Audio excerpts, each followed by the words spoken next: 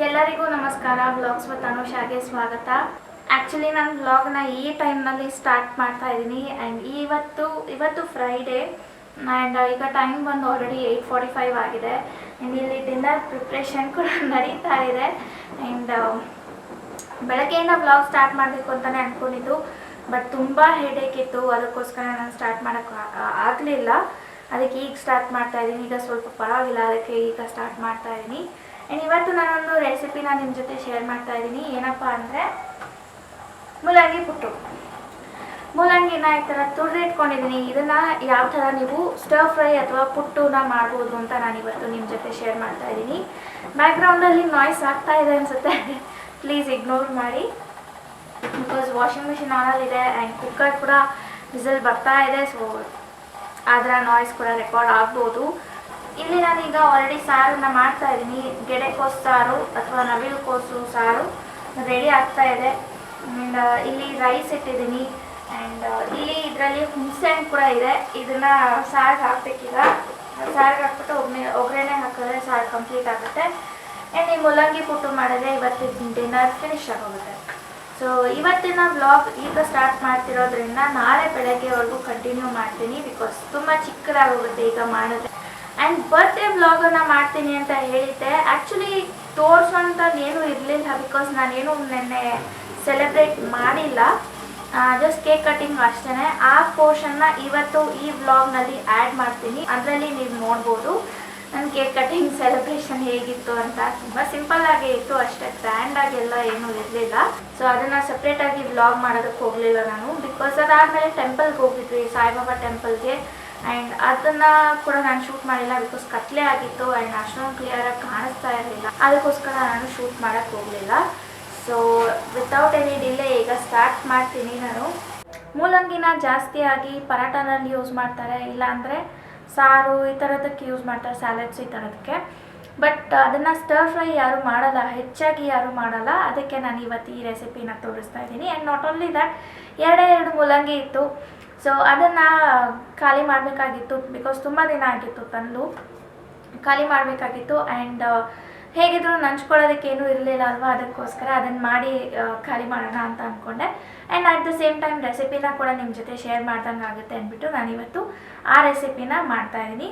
ತುಂಬಾ ಸಿಂಪಲ್ಲಾಗಿ ಮಾಡ್ಬೋದು, 5 ನಿಮಿಷದಲ್ಲಿ ಮಾಡಿ ಮುಗಿಸ್ಬೋದು. ಬಿಕಾಸ್ ಮೂಲಂಗಿನ ತುರಿದಿರೋದ್ರಿಂದ ಅದು ಕುಕ್ ಆಗೋದಕ್ಕೆ ಜಾಸ್ತಿ ಟೈಮ್ ತೊಗೊಳ್ಳಲ್ಲ. ಆ್ಯಂಡ್ ಅದಕ್ಕೆ ಒಗ್ಗರಣೆ ಹಾಕಬೇಕು ಅಷ್ಟೇ, ಇನ್ನೇನೂ ಇಲ್ಲ. ಅದನ್ನು ನಾನು ಯಾವ ಥರ ಮಾಡ್ತೀನಿ ಅಂತ ತೋರಿಸ್ತೀನಿ ಬನ್ನಿ. ಈಗ ಕಡಾಯಿಗೆ ಸ್ವಲ್ಪ ಎಣ್ಣೆನ ಹಾಕ್ಕೊಳ್ತೀನಿ.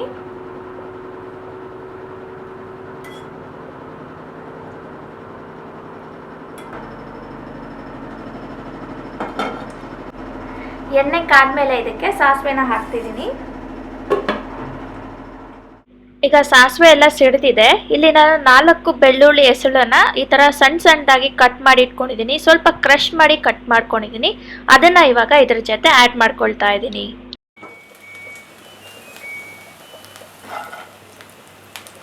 ನೆಕ್ಸ್ಟ್ ಇದಕ್ಕೆ ಉದ್ದಿನಬೇಳೆ ಮತ್ತು ಕಡಲೆಬೇಳೆ.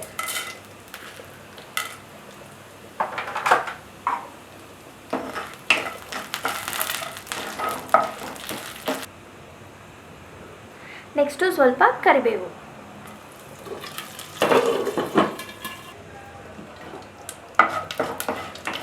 ಇಲ್ಲಿ ಅರ್ಧ ಈರುಳ್ಳಿನ ಕಟ್ ಮಾಡಿ ಇಟ್ಕೊಂಡಿದ್ದೀನಿ. ಆ್ಯಂಡ್ 4 ಹಸಿಮೆಣಸಿನ್ಕಾಯಿನ ಸುಮ್ಮನೆ ಈ ಥರ ಸ್ಲಿಟ್ ಮಾಡಿದ್ದೀನಿ ಅಷ್ಟೇ, ಕಟ್ ಮಾಡ್ಕೊಂಡಿಲ್ಲ. ಇದನ್ನು ನಾನು ಇದ್ರ ಜೊತೆಲಿ ಆ್ಯಡ್ ಮಾಡ್ಕೊಳ್ತೀನಿ.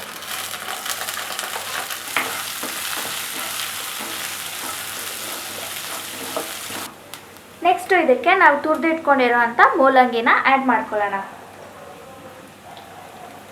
ಇದು ನೀರೆಲ್ಲ ಹಿಂಡೋದೇನು ಬೇಕಾಗಿಲ್ಲ, ಡೈರೆಕ್ಟಾಗಿ ಆ್ಯಡ್ ಮಾಡ್ಕೊಳ್ಬೋದು. ಬಿಕಾಸ್ ನಾವು ಎಕ್ಸ್ಟ್ರಾ ನೀರನ್ನು ಆ್ಯಡ್ ಮಾಡೋ ನೆಸೆಸಿಟಿ ಇರಲ್ಲ.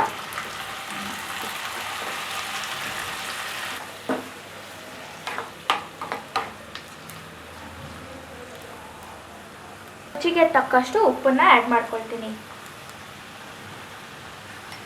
ಅದಾದಮೇಲೆ ಸ್ವಲ್ಪ ಅರಿಶಿನ.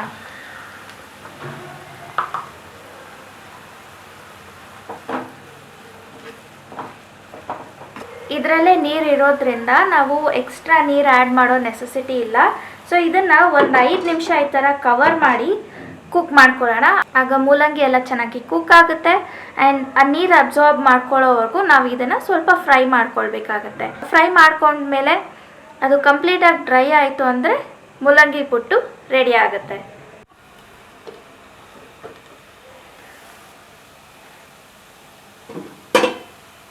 ಇದೀಗ ರೆಡಿಯಾಗಿದೆ.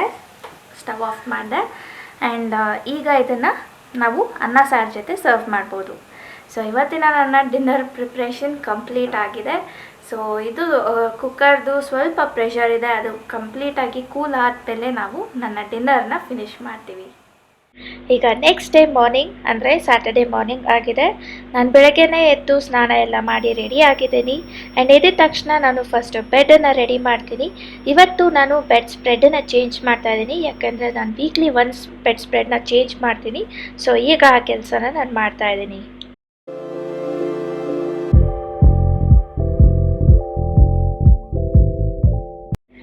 ನಮ್ಮದು ವುಲನ್ ಬ್ಲ್ಯಾಂಕೆಟ್ ಆಗಿರೋದ್ರಿಂದ ಅದರ ಸಣ್ಣದಾಗಿ ಒಂದು ವುಲನ್ ಪಾರ್ಟಿಕಲ್ಸ್ ಎಲ್ಲ ಬೆಡ್ ಮೇಲೆ ಬಿದ್ದಿತ್ತು. ಅದಕ್ಕೆ ನಾನು ಇವಾಗ ಅದನ್ನೆಲ್ಲ ಕ್ಲಿಯರ್ ಮಾಡ್ತಾ ಇದ್ದೀನಿ. ಆ್ಯಂಡ್ ಪಿಲ್ಲೋ ಕವರ್ನಲ್ಲೇ ನಾನು ಹೆಡ್ ರೆಸ್ಟನ್ನು ಮತ್ತು ಫುಟ್ ರೆಸ್ಟನ್ನು ಕ್ಲೀನ್ ಮಾಡ್ತಾ ಇದ್ದೀನಿ. ಬಿಕಾಸ್ ಹೇಗಿದ್ರೂ ಅದನ್ನು ವಾಶ್ ಮಾಡಬೇಕು, ಮತ್ತು ಇನ್ನೊಂದು ಬಟ್ಟೆ ಯಾಕೆ ಯೂಸ್ ಮಾಡೋದು ಅಂತ ಅದನ್ನು ಯೂಸ್ ಮಾಡ್ತಾ ಇದ್ದೀನಿ. ಆ್ಯಂಡ್ ಆಗಾಗಲೇ ನಾವು ಇದನ್ನು ಕ್ಲೀನ್ ಮಾಡ್ತಾಯಿದ್ರೆ ನಮಗೆ ನೀಟಾಗಿ ಕಾಣಿಸುತ್ತೆ, ಇಲ್ಲಾಂದರೆ ಜಾಸ್ತಿ ಧೂಳಲ್ಲಿ ಅಕ್ಯುಮುಲೇಟ್ ಆಗುತ್ತೆ. ಆ್ಯಂಡ್ ಅದಕ್ಕೋಸ್ಕರ ನಾವು ಸಪ್ರೇಟಾಗಿ ಟೈಮ್ ಸ್ಪೆಂಡ್ ಮಾಡೋ ಅಂಥ ನೆಸೆಸಿಟಿ ಇರಲ್ಲ.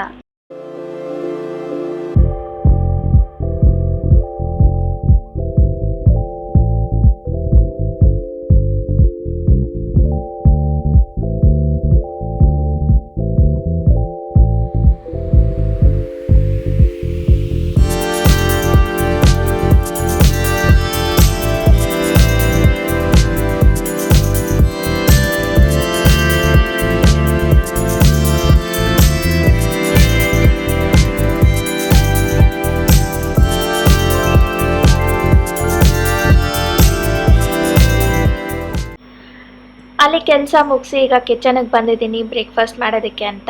ಏನಾದರೂ ಲೈಟಾಗಿ ತಿನ್ನಬೇಕು ಅಂತ ಅನ್ನಿಸ್ತು, ಅದಕ್ಕೋಸ್ಕರ ಬ್ರೆಡ್ ಮತ್ತು ಎಗ್ಸನ್ನು ತರಿಸ್ದೆ. ಸೊ ಬ್ರೆಡ್ ಟೋಸ್ಟ್ ಆ್ಯಂಡ್ ಆಮ್ಲೆಟನ್ನು ಮಾಡ್ತಾಯಿದ್ದೀನಿ. ಈಗ ಬೇಗ ಅದನ್ನು ಫಿನಿಶ್ ಮಾಡಿ ಬ್ರೇಕ್ಫಾಸ್ಟ್ನ ಕೂಡ ಮಾಡ್ಕೊಳ್ತೀನಿ.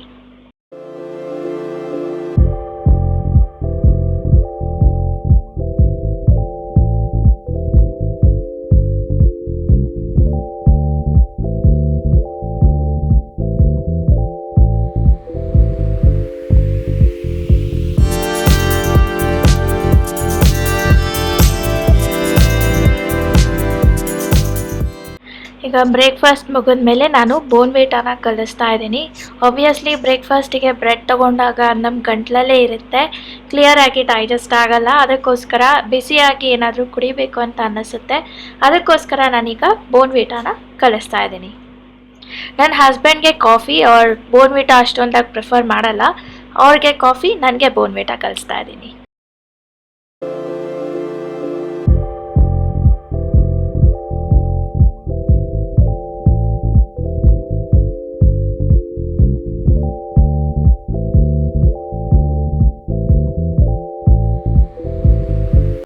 ಆಲ್ರೆಡಿ ಸಾಯಂಕಾಲ ಆಗೋಗಿದೆ. ನಾನು ಪ್ರಾಬಬ್ಲಿ ಬ್ರೇಕ್ಫಾಸ್ಟ್ ಆದಮೇಲೆ ವ್ಲಾಗಿಂಗ್ ಮಾಡಿಲ್ಲ, ಬಿಕಾಸ್ ಸ್ವಲ್ಪ ಬ್ಯುಸಿ ಇದ್ದೆ. ಆ್ಯಂಡ್ ಕ್ಯಾಮ್ರಾದಲ್ಲಿ ಬ್ಯಾಟ್ರಿ ಕೂಡ ಖಾಲಿಯಾಗಿತ್ತು, ಅದನ್ನು ಚಾರ್ಜ್ ಮಾಡ್ಕೊಂಡು ಆಮೇಲೆ ಮಾಡೋಣ ಅಂದ್ಬಿಟ್ಟು ಸುಮ್ಮನಾದೆ ನಾನು. ಸೊ ಈಗ ಟೈಮ್ ಬಂದು ಆಲ್ಮೋಸ್ಟ್ 6 o'clock ಆಗಿದೆ. ಆ್ಯಂಡ್ ಈಗ ಮನೆಯಲ್ಲಿ ಫ್ರೆಂಚ್ ಫ್ರೈಸ್ ಇತ್ತು. ಅಂದರೆ ಮೊನ್ನೆ ಅಮ್ಮ ಅವ್ರು ಬಂದಿದ್ದಾಗ ಒಂದು ಪ್ಯಾಕೆಟ್ ತಂದು ಕೊಟ್ಟಿದ್ರು. ಈ ಪ್ಯಾಕೆಟ್ ತಂದಿದ್ರು. ಸೊ ಇದಿತ್ತು, ಏನಾದರೂ ಮಾಡ್ಕೊಂಡು ತಿನ್ನಬೇಕು ಅಂತ ಅನ್ನಿಸ್ತಾ ಇತ್ತು. ಅದಕ್ಕೋಸ್ಕರ ಇದನ್ನು ಈಗ ಮಾಡ್ತಾ ಇದ್ದೀನಿ. ಹೇಗಿದ್ರು ಸಾಯಂಕಾಲ ಟೈಮ್ ಆಗಿದೆ ಅಲ್ವಾ, ಏನಾದರೂ ತಿನ್ನಬೇಕು ಅಂತ ಅನ್ನಿಸ್ದಾಗ ಈ ಥರದ್ದು ಏನಾದರೂ ಮನೆಯಲ್ಲಿ ಇತ್ತು ಅಂದರೆ ಮಾಡ್ಕೊಂಡು ತಿನ್ನೋದಕ್ಕೆ ಚೆನ್ನಾಗಿರುತ್ತೆ. ಯಾವಾಗಲೂ ಹೊರಗಡೆ ಹೋಗಿ ತಿನ್ನೋದು ಅಷ್ಟೊಂದು ಒಳ್ಳೆಯದಲ್ಲ, ಅದ್ರ ಬದಲು ಮನೆಯಲ್ಲೇ ಮಾಡ್ಕೊಂಡು ತಿನ್ನೋದು ಬೆಟರು. ಅದಕ್ಕೋಸ್ಕರ ಇದನ್ನು ಈಗ ಮಾಡ್ತಾ ಇದ್ದೀನಿ. ಆಲ್ರೆಡಿ ಇಲ್ಲಿ ಎಣ್ಣೆ ಕೂಡ ಕಾದಿದೆ, ಬೇಗ ನಾನು ಡೀಪ್ ಫ್ರೈ ಮಾಡ್ಕೊಳ್ತೀನಿ.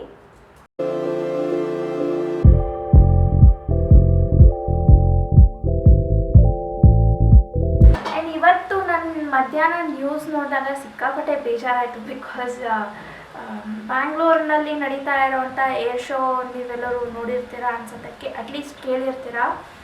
ಅಲ್ಲಿ ಜಸ್ಟ್ ಒಂದು ಚಿಕ್ಕ ಮಿಸ್ಟೇಕಿಂದ ಇಷ್ಟೊಂದು ಕಾರ್ ಎಲ್ಲ ಹತ್ತಿ ಉರಿತಾ ಇತ್ತು. ಈ ಇಯರೇ ಯಾಕೋ ಬಿಗಿನಿಂಗೇ ಸರಿ ಇಲ್ಲ ಅನ್ಸುತ್ತೆ. ಕಂಟಿನ್ಯೂಸ್ ಆಗಿ ಏನಾದರೂ ಒಂದು ಅನಾಹುತಗಳು ನಡೀತಾನೆ ಇದೆ. ಯಾಕೆ ಹಿಂಗೆ ಆಗ್ತಿದೆ ಅಂತ ಗೊತ್ತಿಲ್ಲ. ತುಂಬ ಬೇಜಾರಾಯಿತು. ಮೊನ್ನೆ ನೋಡಿ ಕಾಶ್ಮೀರ್ನಲ್ಲಿ ಆ ಥರ ಆಗಿದೆ. ಆ್ಯಂಡ್ ಏರ್ ಶೋ ಸ್ಟಾರ್ಟ್ ಆಗೋಕ್ಕಿಂತ ಮುಂಚೆ 2 ಪ್ಲೇನ್ಸ್ ಕ್ರ್ಯಾಶ್ ಆಗಿತ್ತು. ಆ್ಯಂಡ್ ಇವತ್ತು ಈ ಥರ ಯಾಕೋ ಗೊತ್ತಿಲ್ಲ, ಈ ಥರ ಕಂಟಿನ್ಯೂಸ್ ಆಗಿ ಆಗ್ತಿದೆ. ಇನ್ನು ಮುಂದೆ ಏನಾಗ್ತಿದ್ರೆ ಸಾಕು ಅಂತ ಅನ್ನಿಸ್ತಾ ಇದೆ. ಸೀರಿಯಸ್ಲಿ ಏನೇ ಹೇಳಬೇಕೋ ಗೊತ್ತಾಗ್ತಿಲ್ಲ ನನಗೆ.